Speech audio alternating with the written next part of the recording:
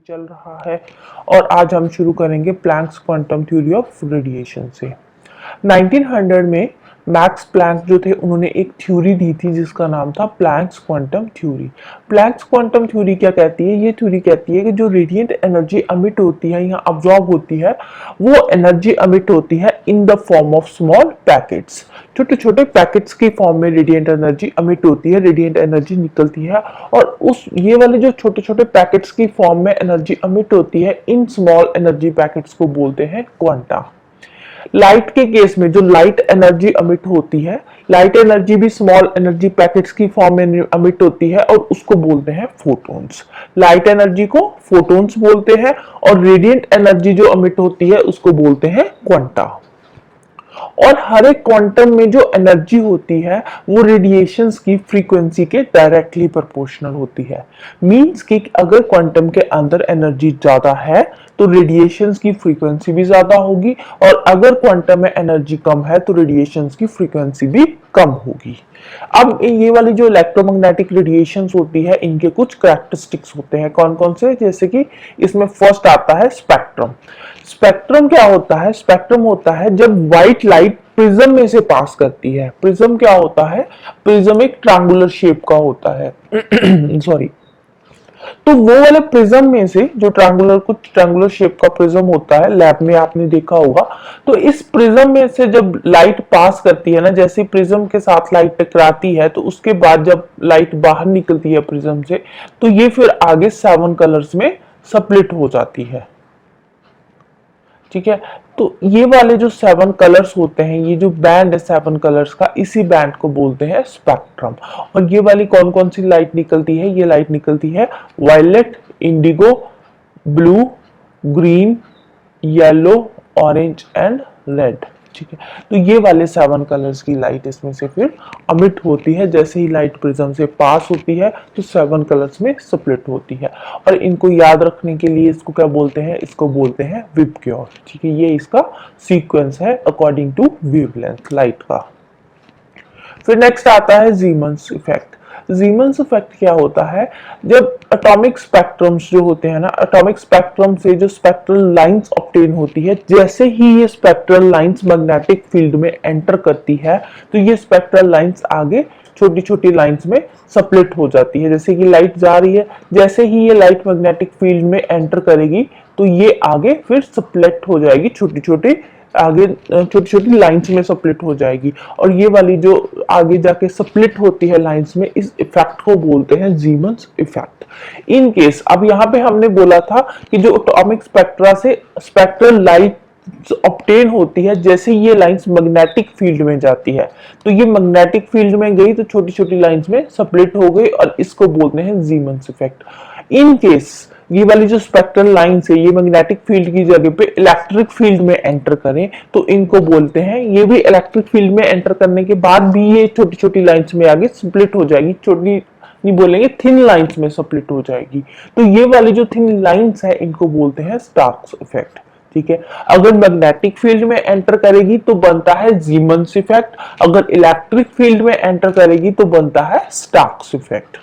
फिर आता है photo electric effect. Photo electric effect क्या होता है? जब कुछ मिनिमम फ्रीक्वेंसी की रेडिएशंस मेटल के सरफेस पे स्ट्राइक करती है। ठीक है, मिनिमम फ्रीक्वेंसी की रेडिएशंस मेटल के सरफेस के साथ आकर टकराई। ठीक है, जैसे ये कोई मेटल का सरफेस है, जैसे ही इनके साथ आके ये रेडिएशंस टकराती है तो जो मेटल का सरफेस है ना, मेटल के सरफेस में से इलेक्ट्रॉन्स अमिट होते हैं। तो ये वाला जो फिनोमेना है, इस फिनोमेना को बोलते हैं फोटो इलेक्ट्रिक इफेक्ट। ठीक है, रेडिएशंस मेटल के सरफेस के साथ आकर स्ट्राइक करी और वो वाला जो मेटल का सरफेस है उस सरफेस में से इलेक्ट्रॉन्स इजेक्ट होते हैं और वो वाले जो इलेक्ट्रॉन्स अमिट होते हैं उन इलेक्ट्रॉन्स को बोलते हैं फोटो इलेक्ट्रॉन्स। और ये वाला जो फिनोमेना है इस फिनोमेना को बोलते हैं फोटो इलेक्ट्रिक इफेक्ट। फिर नेक्स्ट आता है क्वांटम नंबर। क्वांटम नंबर क्या होता है? क्वांटम नंबर होता है ये जो एटम है ना, एटम के अंदर होते हैं इलेक्ट्रॉन्स और ये वाले जो इलेक्ट्रॉन्स है इनमें होते हैं सेट ऑफ 4 इंटीजर्स। ठीक है, इलेक्ट्रॉन जो होता है एटम के अंदर, वो जो इलेक्ट्रॉन होता है इसके अंदर सेट ऑफ 4 इंटीजर्स होते हैं जिनको बोलते हैं क्वांटम नंबर। और ये वाले जो 4 इंटीजर्स है ये कौन कौन से होते हैं, ये एक तो होता है प्रिंसिपल क्वांटम नंबर, एक होता है अजीमुथल क्वांटम नंबर, एक होता है मैग्नेटिक क्वांटम नंबर और फोर्थ आता है spin quantum number. Principal quantum number कौन सा होता है, प्रिंसिपल क्वांटम नंबर जो इलेक्ट्रॉन के अंदर शेल होता है ना, उस शेल की शेप, साइज और एनर्जी को डिस्क्राइब करता है प्रिंसिपल क्वांटम नंबर, और इसको हम डिनोट करते हैं n से। और यहाँ पे n की वैल्यू कोई भी हो सकती है, 1 2 3 4 5 6 अप टू इंफिनिटी कोई भी हो सकती है n की वैल्यू, ठीक है। और n की वैल्यू के अकॉर्डिंग ही फिर आगे शेल होता है, जैसे कि n की वैल्यू 1 है तो जो सब शेल होगा वो होगा k, ठीक है। जो n की वैल्यू 2 है तो शेल होगा l, n की वैल्यू 3 है तो शेल होगा m, l की वैल्यू 4 हो तो शेल होगा n, ठीक है। तो ऐसे n की वैल्यू के अकॉर्डिंग फिर शेल का जो नाम है, शेल की जो डेजिग्नेशन है वो दी जाती है। फिर नेक्स्ट आता है अजीमुथल क्वांटम नंबर। जो अजीमुथल क्वांटम नंबर है ये बताता है शेल के अंदर जो सब शेल होता है उस सब शेल की शेप के बारे में बताता है, ठीक है। और साथ ही साथ इलेक्ट्रॉन क्लाउड की शेप के बारे में बताता है, और शेल के अंदर कितने सब शेल्स है उनके बारे में डिस्क्राइब करता है अजीमुथल क्वांटम नंबर, और इसको हम डिनोट करते हैं एल से, अजीमुथल क्वांटम नंबर को। और यहाँ पे जो एल की वैल्यू है वो 0 से लेकर n-1 के बीच में होती है, ठीक है। तो एल की वैल्यू 0 से शुरू होती है यहाँ पे। तो n क्या है, n है प्रिंसिपल क्वांटम नंबर। तो प्रिंसिपल क्वांटम नंबर से हमें आगे अजीमुथल क्वांटम नंबर का पता चलता है। नेक्स्ट आता है magnetic quantum number. Magnetic quantum number सब शेल्स की ओरिएंटेशन के बारे में बताता है। जो सब शेल्स होते हैं ना, शेल के अंदर जो आगे सब शेल्स होते हैं उन सब शेल्स की ओरिएंटेशन के बारे में बताता है, और इसको हम डिनोट करते हैं m से। और m की जो वैल्यू होती है वो -l से लेकर +l के बीच में हो सकती है, कोई भी हो सकती है, 0 भी हो सकती है। फिर नेक्स्ट आता है spin quantum number. Spin quantum number क्या रिप्रेजेंट करता है, ये इलेक्ट्रॉन स्पिन की डायरेक्शन को रिप्रेजेंट करता है। जो इलेक्ट्रॉन स्पिन करते हैं ना, अपनी एक्सिस के आसपास घूमते हैं इलेक्ट्रॉन्स, उनकी डायरेक्शन बताता है, clockwise anti clockwise. Clockwise direction के केस में ये होता है +1/2। स्पिन क्वांटम नंबर को हम ऐसे से डिनोट करते हैं। तो क्लॉकवाइज डायरेक्शन के केस में जो s की वैल्यू होती है वो होती है +1/2, और एंटी क्लॉकवाइज डायरेक्शन के बेस पे जो s की वैल्यू होती है वो होती है -1/2। फिर नेक्स्ट आता है Pauli's exclusion principle. Pauli's exclusion principle क्या बोलता है कि जो एटम के अंदर इलेक्ट्रॉन्स होते हैं, ठीक है, हमने ये तो अब तक बात क्लियर हो चुकी है ना कि जो एक एटम होता है उसके अंदर बहुत सारे इलेक्ट्रॉन्स होते हैं, और जो इलेक्ट्रॉन्स होते हैं एटम के अंदर, किसी भी 2 इलेक्ट्रॉन्स में जो चारों के चारों क्वांटम नंबर्स है वो सेम नहीं हो सकते। जो चारों के चारों क्वांटम नंबर्स है वो अलग अलग होंगे अलग अलग इलेक्ट्रॉन्स में। किसी भी 2 इलेक्ट्रॉन्स में चारों के चारों क्वांटम नंबर सेम नहीं हो सकते according to Pauli's exclusion principle. फिर नेक्स्ट आता है हंट्स रूल।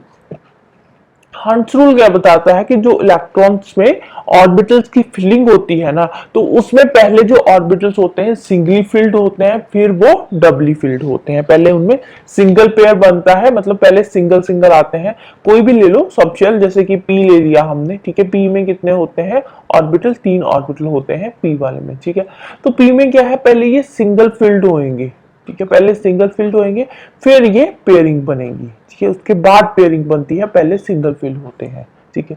अब ये क्या चीज है, ये आता है इलेक्ट्रॉनिक कॉन्फ़िगरेशन का पार्ट, ठीक है। अगर आप साइंस बैकग्राउंड से हो तो आपको पता होगा इलेक्ट्रॉनिक कॉन्फ़िगरेशन के बारे में, अगर नहीं पता तो ऑफ-बो प्रिंसिपल करेंगे, ऑफ-बो प्रिंसिपल में पता चल जाएगा कि इलेक्ट्रॉनिक कॉन्फ़िगरेशन क्या होती है, कैसे ये पहले सिंगल फिल्ड होते हैं फिर डबल फिल्ड होते हैं, और एसपीडीएफ ऑर्बिटल्स क्या है।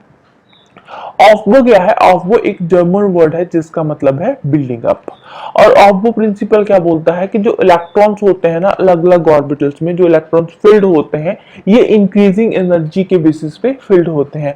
मतलब कि जिस ऑर्बिटल की एनर्जी कम है सबसे पहले वो फिल होगा, उसके बाद फिर आगे वाले फिल होंगे। हंट्स रूल के जैसा ही कुछ बताया है, सिर्फ वर्डिंग अलग अलग है। जैसे हंट्स रूल में बताया था कि पहले सिंगल फिल्ड होंगे फिर उनका पेयर बनेगा, ठीक है। तो इन्होंने यहाँ पे एनर्जी की बात कर दी कि जो ऑर्बिटल्स फिल्ड होते हैं पहले लोएस्ट एनर्जी वाले फिल्ड होते हैं, फिर आगे फिर ये लोएस्ट से इंक्रीजिंग ऑर्डर में जो ऑर्बिटल्स है वो फिल होते हैं। और इनका सीक्वेंस क्या रहता है, इनका सीक्वेंस यहाँ पे दे रखा है। पहले 1s वाले फिल होंगे, फिर 2s वाले, देन 2p 3p 4s, तो ऐसे करके फिर इनकी फिलिंग होगी। ठीक है, 1s वाला हो गया, फिर देन 2s वाले फिल हो जाएंगे, फिर 2p वाले फिल हो जाएंगे, 2p वाले में 3 आ जाएंगे, तो 3p वाले फिल हो जाएंगे, फिर तो ऐसे करके ये आगे फिल होते हैं। और जो s ऑर्बिटल होता है, ठीक है, जो s ऑर्बिटल होता है ना, s ऑर्बिटल में कितने आगे होते हैं, s ऑर्बिटल में सिर्फ एक ऑर्बिटल होता है। ठीक है, s वाले में एक ही ऑर्बिटल होता है। और जो p होता है, p वाले में 3 ऑर्बिटल्स होते हैं। ठीक है, d वाले में 5 ऑर्बिटल्स होते हैं। आगे जो d वाला आता है इसमें 5 ऑर्बिटल्स आते हैं। और फिर एक आता है f वाला, f वाले में आते हैं 7 ऑर्बिटल्स। ठीक है, तो इसके अकॉर्डिंग फिर इलेक्ट्रॉनिक कॉन्फ़िगरेशन लिखी जाती है। ठीक है, तो F वाले में 7 होते हैं। तो फिर ये जो SPDF है, तो यहाँ पे इन्होंने बोला ना ऐसे ऑर्बिटल्स फिल होते हैं according two electron atomic number. ठीक है, जैसे किसी भी जो इलेक्ट्रॉन है जिसकी हमने इलेक्ट्रॉनिक कॉन्फ़िगरेशन लिखनी है, उसके अकॉर्डिंग पहले हम देखते हैं 1s वाले, जो भी उनका अटॉमिक नंबर रहेगा उस अकॉर्डिंग हम देखेंगे। पहले हम 1s वाले फिल करेंगे, फिर 2s वाले फिल करेंगे, फिर 2p वाले। अब देखो p वाले में 3 आते हैं। ठीक है, तो फिर 3p वाले, फिर 4s वाला, फिर 3d 4p, ऐसे करके हम इनमें इंक्रीजिंग एनर्जी के ऑर्डर में हम इनको फिल करते हैं ऑर्बिटल्स को। फिर जो मैक्सिमम नंबर ऑफ इलेक्ट्रॉन्स होते हैं ना किसी भी पर्टिकुलर ऑर्बिटल में, वो कितने होते हैं, वो 2 होते हैं। ठीक है, जैसे कि फॉर एग्जांपल s वाले की ही बात कर लें। ठीक है, s वाले में पहले तो ये सिंगल फिल होएगा, फिर उसके बाद डबल फिल हो जाएगा। तो मैक्सिमम इलेक्ट्रॉन एक ऑर्बिटल में 2 ही रहते हैं, 2 से ज्यादा नहीं होते। अब p वाले में कितने ऑर्बिटल होते हैं, p वाले में 3 ऑर्बिटल्स होते हैं। तो तीनों के तीनों पहले सिंगल फिल्ड होंगे। ठीक है, फिर उसके बाद ये डबल फिल्ड होंगे। ठीक है, हंट्स रूल भी यही कहता है। ठीक है, तो एक ऑर्बिटल के अंदर मैक्सिमम 2 इलेक्ट्रॉन्स होते हैं, और p वाले में 3 ऑर्बिटल्स है, तो maximum number of electrons p वाले में कितने होंगे, 6 होंगे। तो d वाले में जो ऑर्बिटल्स है वो 5 ऑर्बिटल्स होते हैं, तो d वाले में मैक्सिमम नंबर ऑफ इलेक्ट्रॉन्स 10 होंगे। In the same way f वाले के केस में होगा, f वाले में 7 ऑर्बिटल्स होते हैं, तो नंबर ऑफ इलेक्ट्रॉन्स उसमें 14 रहेंगे। जब सेम ऑर्बिटल में दोनों के दोनों इलेक्ट्रॉन्स प्रेजेंट होते हैं, एक ऑर्बिटल में दोनों के दोनों इलेक्ट्रॉन्स फिल हो गए, तो जो उनका उसका स्पिन होगा वो न्यूट्रलाइज्ड हो जाएगा। उस केस में जो इलेक्ट्रॉन्स की डिस्ट्रीब्यूशन होती है अलग अलग शेल्स में, उनको बोलते हैं इलेक्ट्रॉनिक कॉन्फ़िगरेशन। जो हम यहाँ पे बता रहे हैं ना कि इलेक्ट्रॉन्स की ऐसे ऐसे डिस्ट्रीब्यूशन होती है, तो इसको बोलते हैं इलेक्ट्रॉनिक कॉन्फ़िगरेशन। अब इलेक्ट्रॉनिक कॉन्फ़िगरेशन कैसे लिखते हैं, फॉर एग्जाम्पल हाइड्रोजन है। ठीक है, हाइड्रोजन का एटॉमिक नंबर क्या होता है, 1 होता है। 1 एटॉमिक नंबर है, तो हम इसमें 1s वाला जो सब शेल है वो फिल करेंगे, और 1s वाले में हम एक इलेक्ट्रॉन फिल करेंगे, क्योंकि हाइड्रोजन के अंदर सिर्फ एक ही है। ठीक है, तो हम इसमें 1s वाले में ऑर्बिटल्स कितने होते हैं, 1s वाले में एक ही ऑर्बिटल होता है, तो इसके अंदर हम एक फिल कर देंगे। हीलियम की अगर हम बात करें, तो हीलियम का एटॉमिक नंबर कितना होता है, 2 होता है, तो ये भी 1s के अंदर ही दोनों इलेक्ट्रॉन्स आ जाएंगे, तो इसकी इलेक्ट्रॉनिक कॉन्फ़िगरेशन कुछ इस तरह की रहेगी। ठीक है, और कोई ले लो, ऑक्सीजन की बात कर लेते हैं। ऑक्सीजन का एटॉमिक नंबर कितना होता है, 8 होता है ऑक्सीजन का। तो इसमें हम अब कैसे फिल करेंगे, ठीक है, s वाले में तो 8 के 8 आएंगे नहीं, s वाले में तो सिर्फ 2 ही रहेंगे। ठीक है, 1s में 2 हो गए, अब पीछे बच गए 6। फिर हम चलेंगे 2s वाले ऑर्बिटल में, 2s वाले में भी 2 आ जाएंगे। ठीक है, अब 4 हो गए, पीछे बच गए 4। फिर नेक्स्ट वाला कौन सा आता है, नेक्स्ट वाला आता है p। ठीक है, बाकी के जो 4 है वो हम p वाले में फिल कर देंगे। तो यहाँ पे ये ऑर्डर दे रखा है ना, तो इस ऑर्डर में हम फिल करते जाते हैं। जैसे हमने ऑक्सीजन के केस में देखा है कि पहले हमने s वाला फिल करा, फुली फिल्ड करा, फिर 2s वाला फुली फिल्ड करा, फिर हम पहुंचे 2p वाले में। p वाले में जो मैक्सिमम नंबर ऑफ इलेक्ट्रॉन्स है वो 6 होते हैं। अब ऑक्सीजन में तो 4 ही है ना, तो p वाले में 4 आ जाएगा, 3p पे जाने की जरूरत नहीं है। अगर किसी का इलेक्ट्रॉनिक नंबर जो भी है, तो वो जो नंबर है वो 10 से ऊपर हो जाएगा, 12 है, 13 है, 14 है, तो फिर हम पहुंचेंगे 3p वाले में। ठीक है, अब यहाँ पे 2p तक इसका खत्म हो गया, हमारा 8 पूरे हो गए, इलेक्ट्रॉन्स जो है वो 8 पूरे हो गए। तो पहले फिर हम s वाला देखेंगे, s वाले में 2 इलेक्ट्रॉन्स है तो 2 फिल कर देंगे। फिर 2s वाले पे चलेंगे, 2s वाले में भी 2 इलेक्ट्रॉन्स है तो दोनों फिल कर देंगे। फिर 2p वाले में चलेंगे, तो p में कितने ऑर्बिटल्स होते हैं, p में होते हैं 3 ऑर्बिटल्स, तो 3 हम ऑर्बिटल्स बना लेंगे और इसमें 4 है।